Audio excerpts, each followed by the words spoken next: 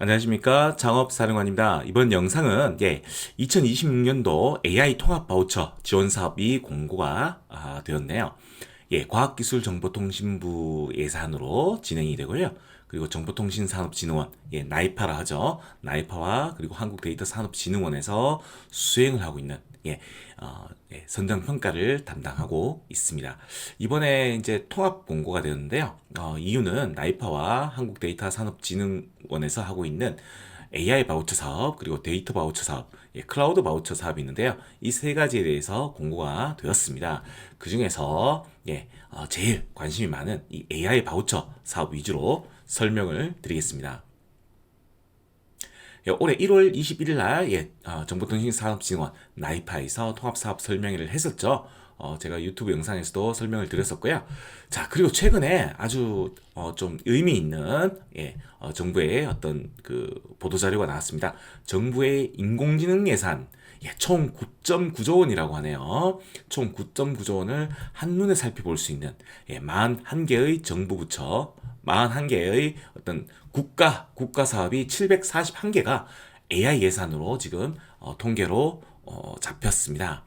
다양한 정부 부처에서 토탈 741개의 사업을 하고 있네요. 자, 이 내용이 왜 중요하냐면은 앞으로 어떤 정부 지원 사업을 할 때 AI 관련된 내용은 아주 중요한 스타트업이나 또는 소상공인 입장에서도 AI 관련된 어떤 아이템을 탑재하는 것이 상당히 중요해졌다.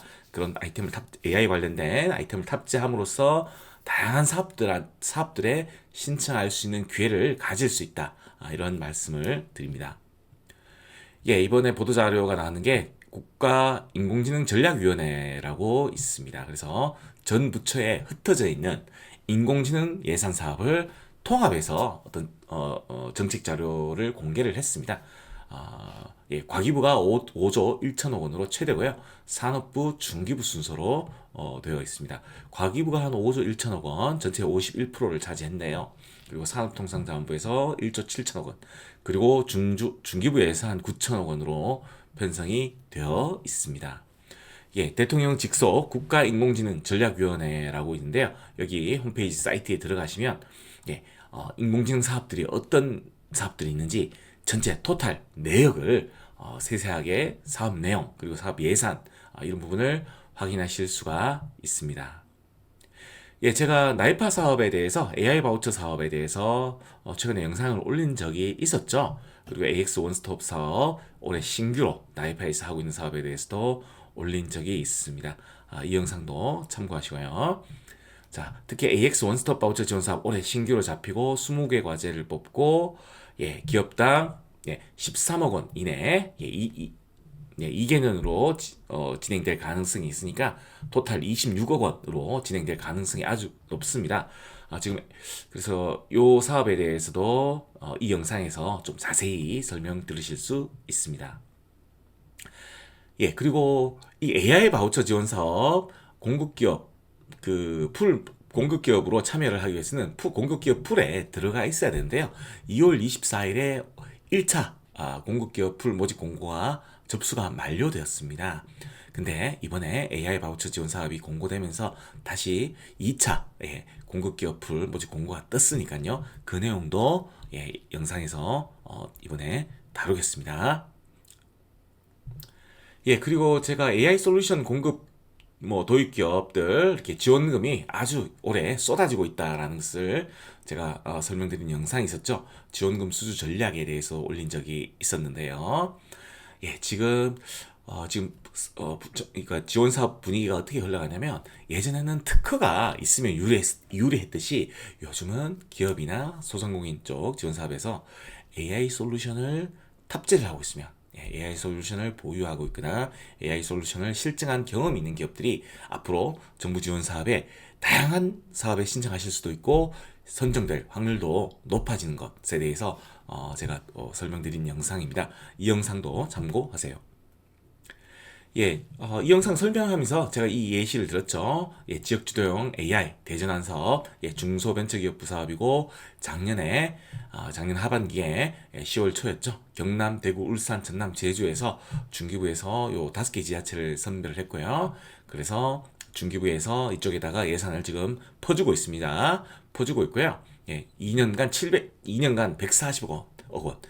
지방비까지 합치면 2년간 이들 지역에 한 200억 정도 예산을 뿌립니다. 여기에 우리 스타트업 그리고 소상공인들이 이 사업들을 받아 먹으실 수가 있는 거죠. 예, 울산도 이제 작년에 선정됐었죠. 울산하고 전남인데요. 요 사례를 하나 보여드리겠습니다. 예산을 받았어요. 중기부로부터 예산을 받은 다음에 울산시는 1차년도 작년에 AI 솔루션 기업 도입기업 50개사를 선정해서 기업들한테 지원금을 뿌렸습니다.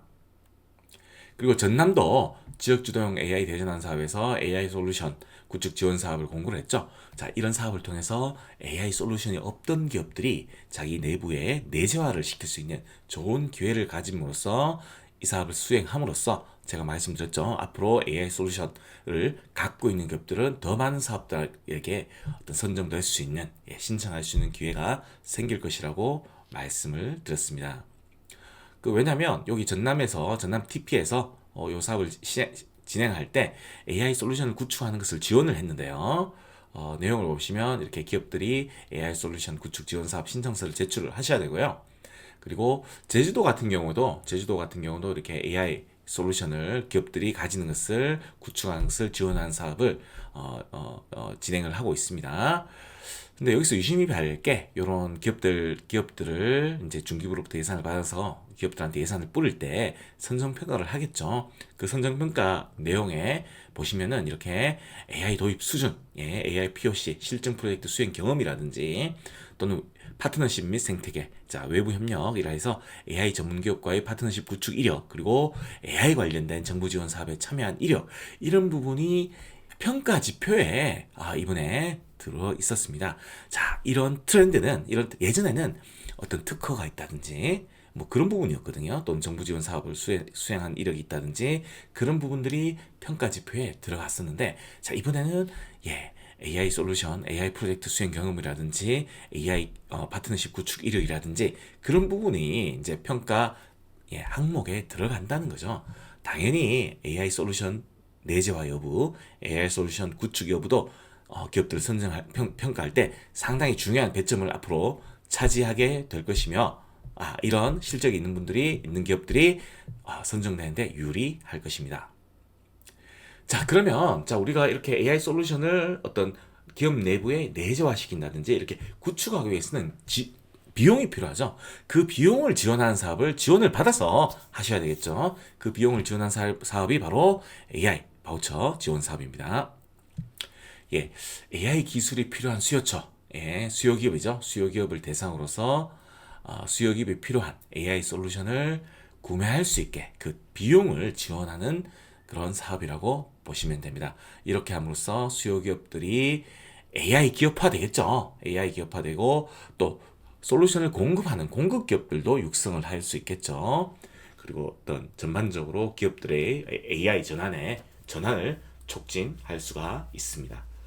자, 그래서 이런 국내 중소기업들의 어떤 AI 디지털 전환을 하고 싶어도 비용이 들어가니까 그런 부분을 정부가 지원한다 보시면 됩니다. 수요 기업이 있을 테고요. 그리고 AI 솔루션 기업을 갖고 있는 그런 공급 기업도 있겠죠. 그래서 두 개가 컨소시엄을 맺어서 이 사업을 신청하는 구조로 되어 있습니다. 이 공급 기업은 아까 공급 기업 풀에 등록되어 있어야 합니다. AI 바우처 지원 사업은 4개의 트랙으로 진행합니다. 그래서 일반 분과가 있고요. AI 반도체 분과, 소상공인 분과, 그리고 글로벌 분과인데요. 토탈 130개 내외의 과제를 선정합니다. 일반 분과 같은 경우는 AI 반도체 분과와 이렇게 수요 기업의 어떤 자격은 동일한데요.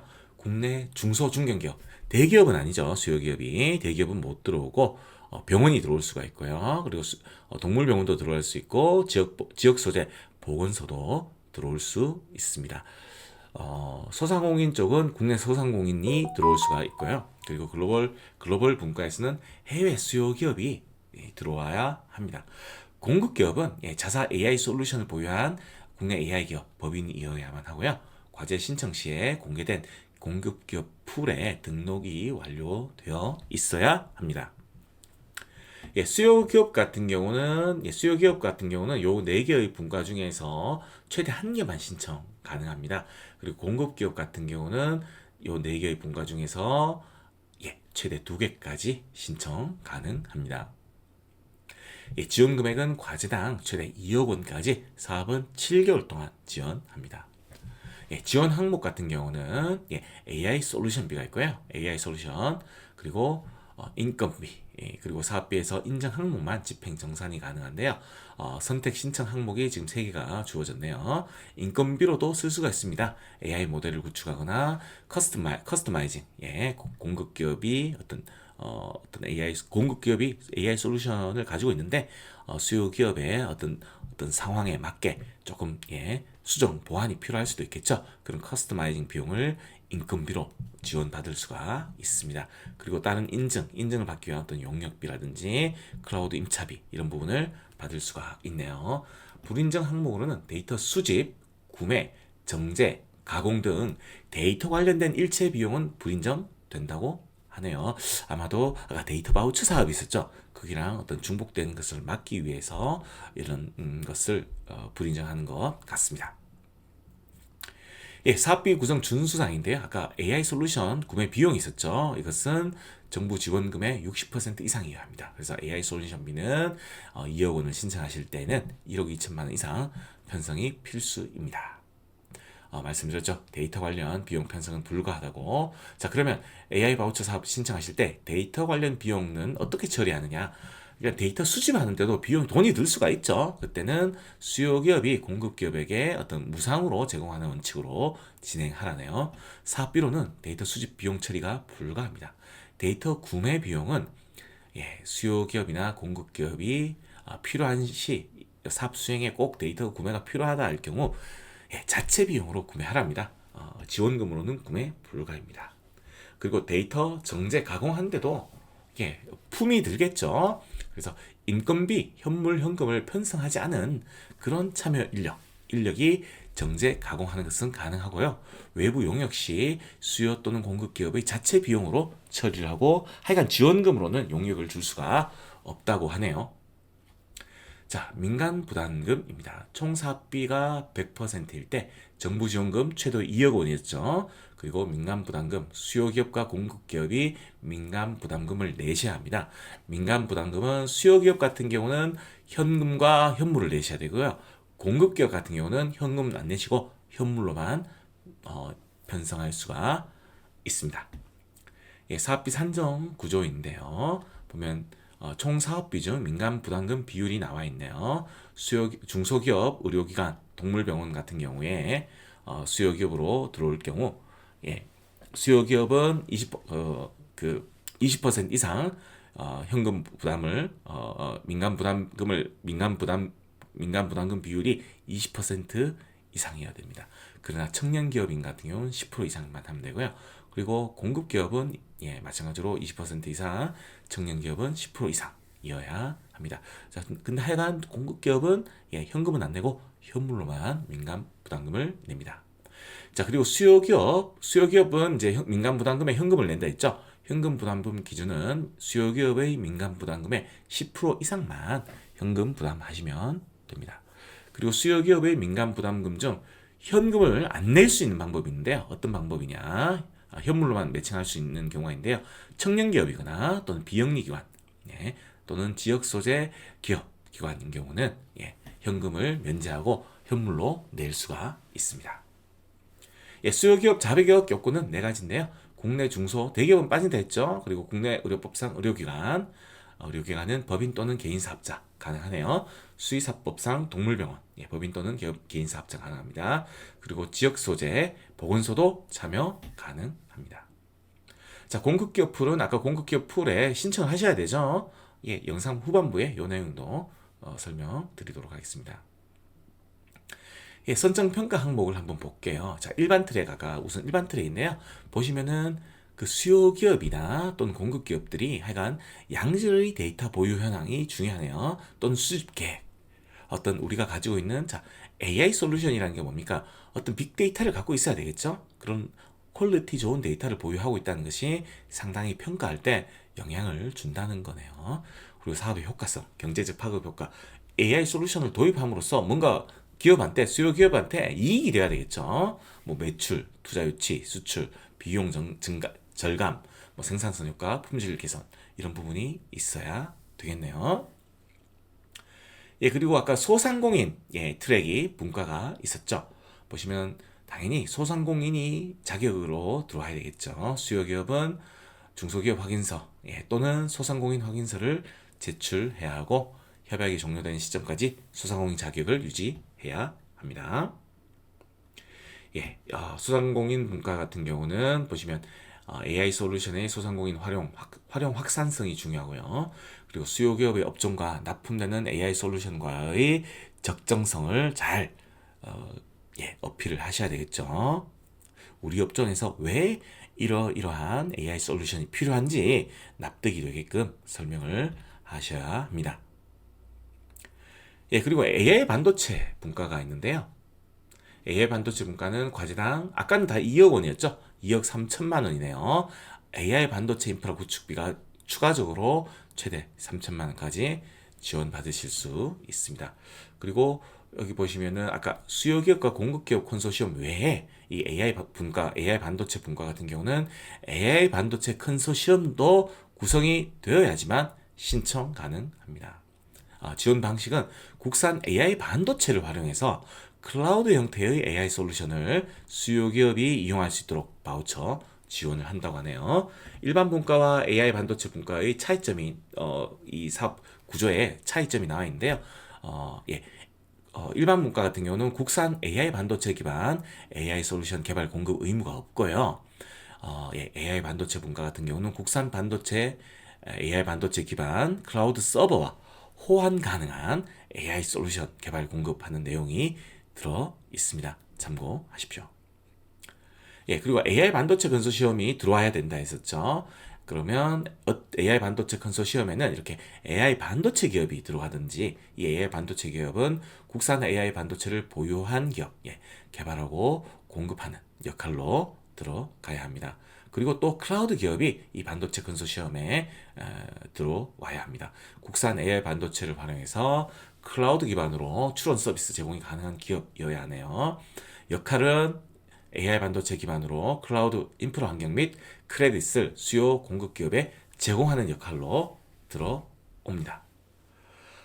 그리고 글로벌 분과가 있죠. 10개 내외를 뽑네요. 해외 수요처이고요.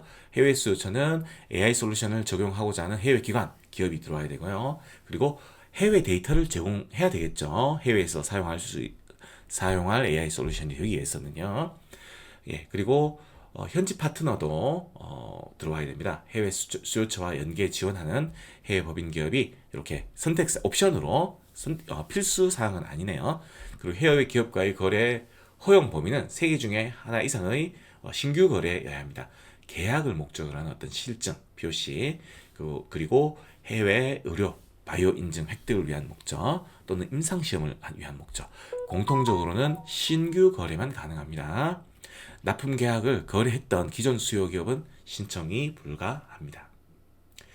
그리고 제가 말씀드렸죠. 공급기업 풀 모집 공고가 지금 현재 공고 중에 있습니다. 2차 공고거든요. 3월 16일까지 이번 AI 바우처 사업에 신청하시기 위해서는 공급기업으로 들어오시려면 이 공급기업 풀 모집에 꼭 신청하셔야 합니다.